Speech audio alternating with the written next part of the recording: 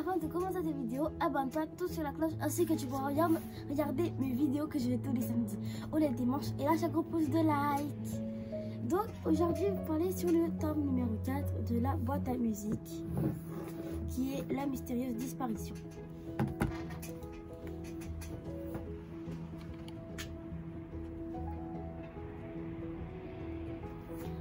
Donc, vous allez me dire, comment ça se fait que tu n'as pas le numéro 2, le numéro 3? C'est normal, c'est justement parce que en fait, je les ai lus dans ma bibliothèque, dans mon collège. Donc, c'est des sortes de documentation et d'informations que je les ai lus là-bas. C'est pour ça que je ne les ai pas.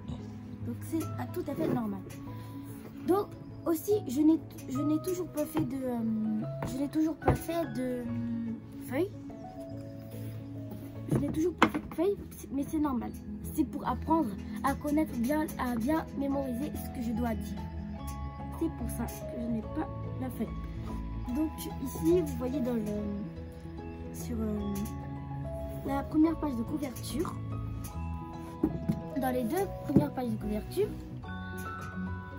Lola en train de décorer la boîte à musique, et ici en forme de guerrière car il y a eu une disparition.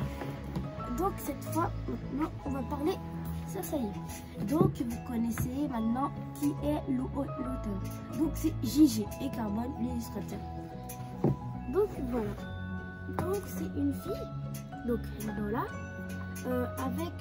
depuis la mort de sa mère, elle regrette tout le temps pourquoi Anto, qui est un magicien, pourquoi sa mère ne lui a pas dit, pourquoi elle n'a pas dit à Anto de lui prêter une potion pour guérir, parce que voilà pourquoi elle est morte, à cause de l'accident pandorien dans le tome numéro 1. Enfin, nous ne savons pas vraiment comment elle est morte, mais toutes les énigmes sont dans le numéro 1 jusqu'au numéro 4. Pour l'instant, il n'y a pas le numéro 5, mais on peut déjà découvrir plusieurs choses. Donc, depuis ce jour, donc je vais vous montrer des images quand même pendant que je parle. Voilà, ici elle est triste en regardant les photos de sa mère. Il lui demande pourquoi elle n'a pas demandé à Anton de lui passer des potions de guérissage pour guérir. Et voilà, et après son père lui appelle et elle ne sait pas pourquoi. Donc ici elle va lui demander à son père qu'est-ce qui se passe. Et donc son père lui demande de porter toutes ses boîtes à la cave. Et donc elle les apporta jusqu'à la cave et trébucha d'un côté, donc elle trébucha ici. Et vu qu'en fait les boîtes sont les boîtes de des souvenirs de sa mère. Et donc ce qui est un peu plus mystérieux, c'est cette petite clé. Cette clé avec une tête de mort. Donc ça lui demande, elle demande vraiment qu'est-ce qu'elle peut ouvrir, qu'est-ce qu'elle cache cette clé. Donc elle demanda à son père,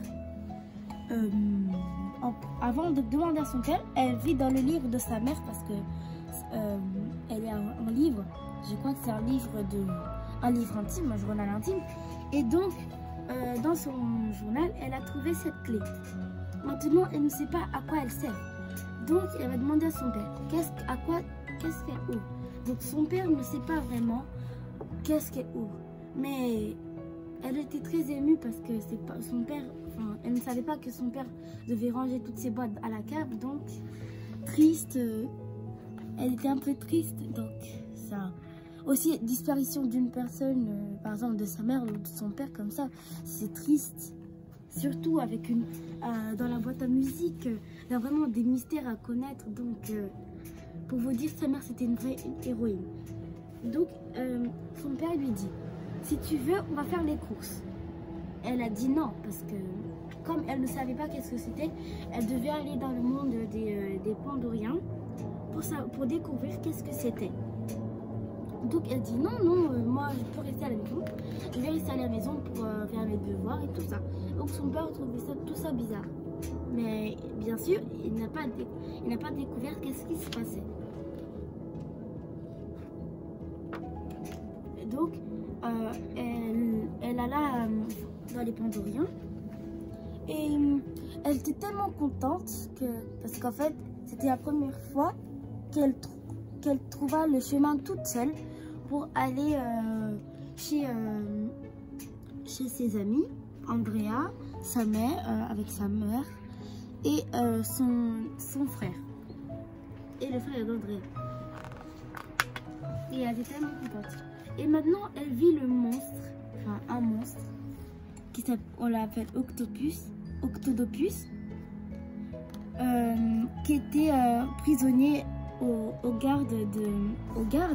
à des gardes de la royauté, et on ne savait pas vraiment qu'est-ce qui se passait. Donc en vrai, l'Octodopus, ce n'est pas un méchant, c'est juste une personne sympa qui n'a rien n'a rien fait. Et donc les gardes, ce sont les gardes de la BRH, car là-bas il y avait un roi qui s'appelle Hectorien Ier. Donc voilà. Et donc là, son frère, le frère d'Andrea, trouva bizarre qu'il y ait des gardes, parce que aussi c'est bizarre qu'il y ait des gardes, on ne comprend pas. Donc voilà. Et là ils disent, ses parents lui disent, sa mère surtout dit à un des deux qui devait les promener. Donc ils sont tous sortis, tous les trois sortis pour se promener et promener aussi le chien, le petit chien. Et donc elle demanda si qu'est-ce qu'elle faisait cette clé. Donc c'est ça ce qui se passa. Donc c'est vraiment l'une des choses les plus importantes à savoir, c'est qu'il y a deux choses très mystérieuses, mais il y en a une qu'on trouvera, mais la clé, je vais vous raconter ça plus tard, comme ça vous saurez à la fin. Donc voilà, elle se demanda bien pourquoi et elle demanda à ses amis, mais ses amis ne savaient pas non plus qu'est-ce que c'était, par exemple. Et là ils trouvaient une jeune fille qui s'appelait Willow, c'est elle. Ah oui, une chose pour vous dire, ici vous voyez dans la BD qu'on voit bien Nola humaine, mais en vrai elle a mis une poudre, parce que sinon ils peuvent savoir qu'elle vient de l'exomonde. L'exomonde, c'est qu'elle vient de l'autre monde, d'un autre monde par exemple. Voilà. Donc Willow, c'est une fille qui est toute seule qui est toute seule là dans cette histoire, parce que en fait sa professeure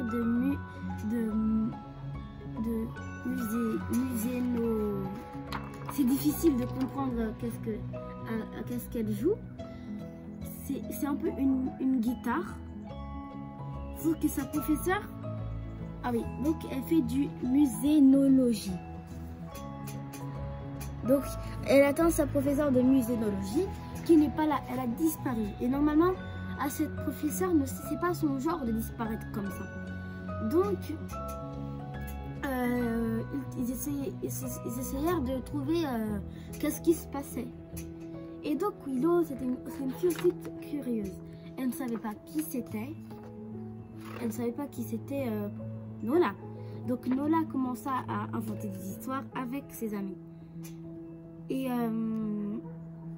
comme elle faisait semblant de venir d'un autre village, comme elle ne savait rien sur les Pandoriens, là le collier qu'elle a sur la tête, enfin un collier, un truc qu'elle met sur la tête, c'est comme nos téléphones.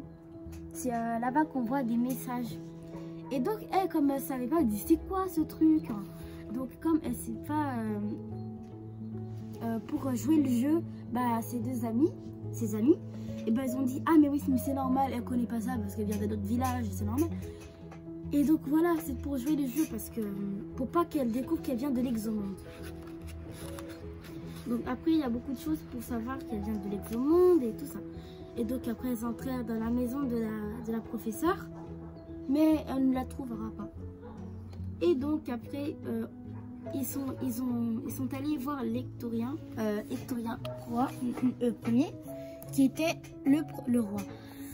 Parce qu'ils avaient emprisonné Octodopus. Et c'était lui qui pouvait savoir où est-ce qu'elle se trouvait. Et voilà. Donc on lui fait sortir. Et donc la professeure s'appelle Serena. Donc en fait je n'ai pas dit comment ça s'appelait. Comme ça, si pour que vous sachiez que je sais pas comment expliquer, c'est un peu difficile. J'avais pas envie de vous montrer comment elle s'appelait parce que pour l'instant, comme c'est mystérieux, on ne sait pas encore comment elle s'appelle. Donc là, vu qu'il a son prénom Serena, elle s'appelle Serena, c'est un aigle. Mais on ne sait pas où est-ce qu'elle est. Donc elle a disparu. Mais vraiment, après on l'a trouvée dans les bois. Et pourquoi, vous allez me demander pourquoi l'Octodopus était emprisonné. Donc je vais s'enfermer le livre. Parce qu'en fait, là-bas, ils pensent, comme là-bas, on n'avait pas le droit de s'aimer. Par exemple, on pouvait pas faire, si tu voulais avoir des amis, tu pouvais pas vraiment leur faire confiance, pas vraiment beaucoup font confiance. Et donc là-bas, ils n'avaient pas vraiment le droit de s'aimer, d'être amoureux, d'avoir de l'amitié. Et donc, grâce à Nola, et ben, elle a convaincu le roi Hectorien numéro 1er que tout le monde avait le droit de s'aimer, qu'ils avaient le droit de se faire confiance. Et grâce à ça, elle a fait délibérer l'Octodopus et ils trouvèrent Serena l'aigle. Grâce aussi au pouvoir d'Andrea. Et donc, voilà. Et donc, là, on cherchait Serena. Et ici, enfin, on la retrouva. Donc, voici la tête de Serena. C'est un aigle. Et voilà. Voilà. Mais l'histoire n'est pas finie. Parce que vous allez vous demander la clé.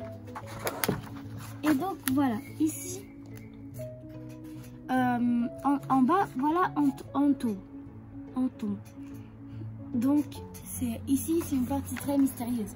C'est l'une des parties que j'ai beaucoup aimées. Donc ici est la mère d'Andrea et de son frère. Je ne me rappelle plus comment il s'appelle son frère, donc c'est pour ça que je dis son frère comme ça.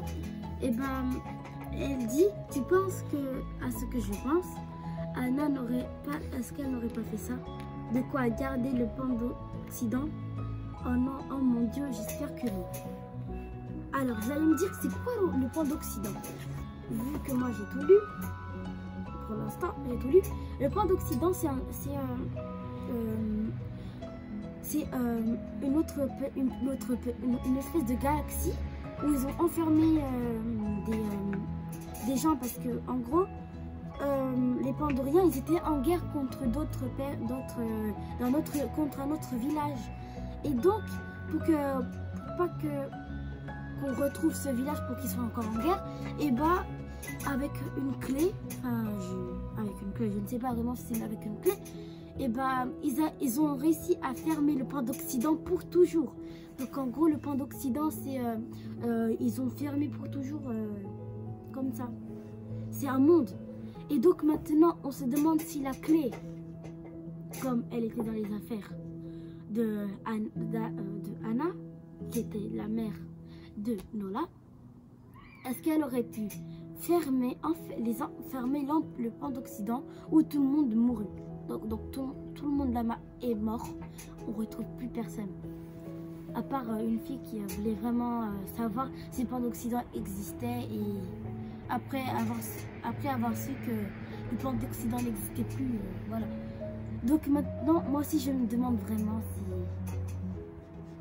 si c'est le plan d'Occident, si c'est elle qui a fermé le plan d'Occident. Donc maintenant je vais vous lire l'histoire que vous attendez de lire. Donc vous avez vu, c'est vraiment mystérieux, c'est pour ça, et je prends un peu de temps. Donc je vais vous lire la première page. Maman, tu me manques tellement. Je vais vous montrer. Maman, tu me manques tellement. À papa aussi. Il fait le fort, mais je sais que tu lui manques terriblement. Pourquoi t'as pas demandé à Anton de t'aider? Il aurait peut-être eu une potion pour te soigner. Est-ce que parce que tu ne voulais plus retourner à Pandorien pour les protéger? Quel dommage qu'on ne puisse pas faire revenir les morts à Pandorien. Lola? Ah oui papa? Donc voilà, je dis ça. Donc là, j'aime beaucoup ce livre, je vous conseille vraiment de le lire. Donc c'est la fin de cette vidéo, j'espère que vous avez aimé. Je sais que raconter cette histoire c'était un peu long, mais il faut vraiment découvrir des choses pour ce livre, donc il faut tout lire. Donc j'espère que vous avez aimé cette vidéo et restez bien sages. Ciao!